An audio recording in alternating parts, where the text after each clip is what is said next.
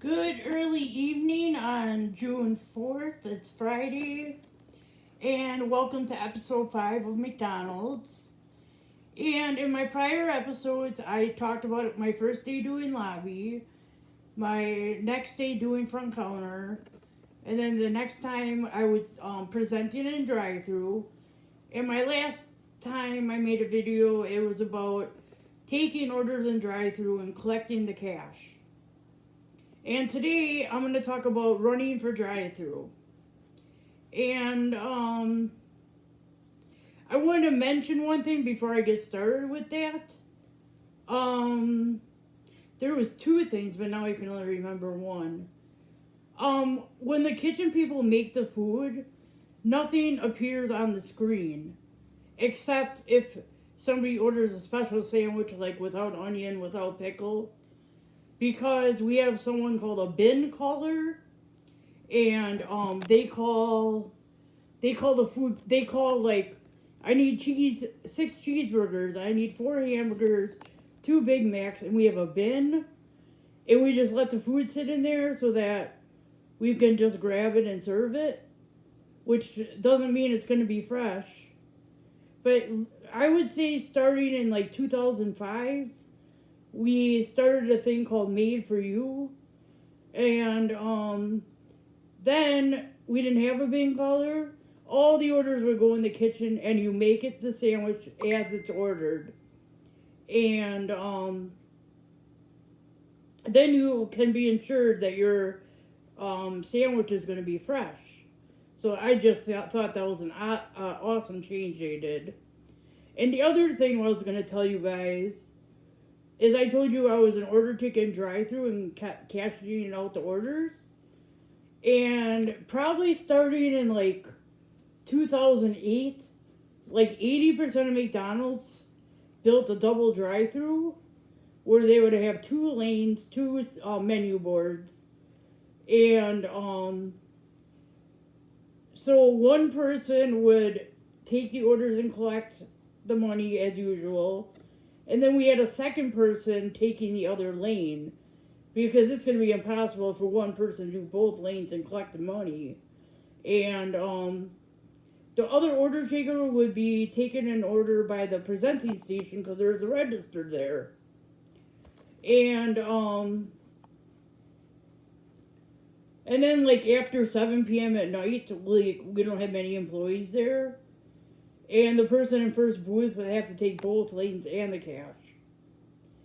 So, running for drive-through, basically there's a screen, and you look up at the screen and you see what the order is, and you put it in the bag, and you make sure that you put napkins in the bag, and you only put 1 napkin in per item.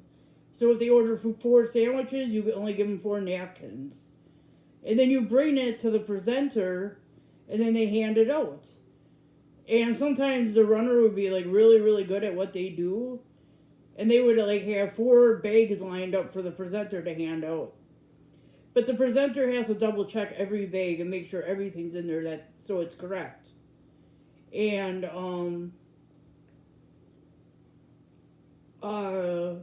so the running job is pretty easy. And then the front counter person, they have a runner, and they do the same thing. Except they don't put napkins in the bag, because a lot of times people eat in and they can grab their own. And if it's to go, they expect the customer to get their own napkins. So that's fine.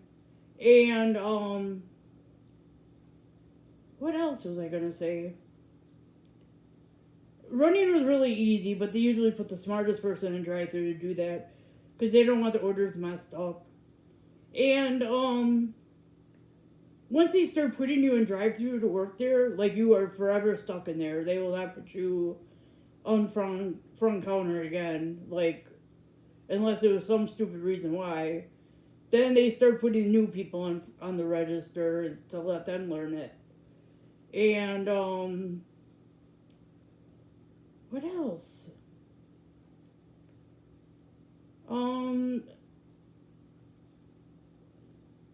The other thing I can mention actually is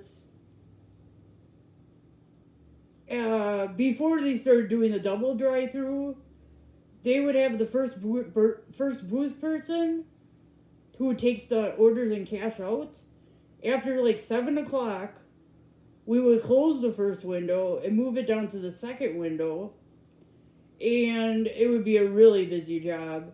You would have to take the order, collect the money, hand out the food, make the drink only if